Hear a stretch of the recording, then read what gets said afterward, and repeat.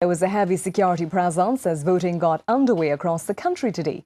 National Security Minister Gary Griffith says police, soldiers and members of the armed services were part of the effort to make certain that citizens could exercise their franchise. Jonathan Chase has more.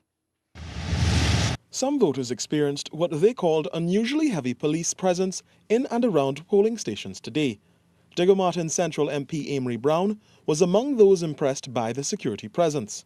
The polling station appears very secured. It's the largest number of police officers I've ever seen out for an election. So they're all sitting around, just being prepared for any eventuality. This was no coincidence.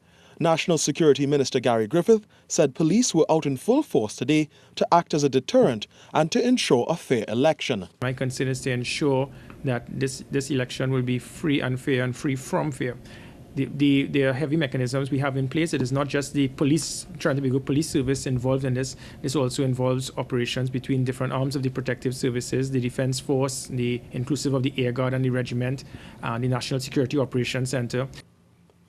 Mr. Griffith said the plan was to ensure rapid response to any violations, so extra law enforcement officers were in place and they were assisted by members of the armed services as well. We intend to do what is required to ensure that this election would be run without any concerns. There have been one or two incidents, but because of the operational plan that we have, it was dealt with almost immediately with a rapid response.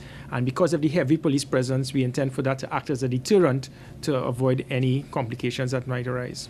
Minister Griffith said officers were unable to confirm reports of voter intimidation in Diggo Martin, but he was pleased with the overall deployment of forces. Jonathan Chase, C News.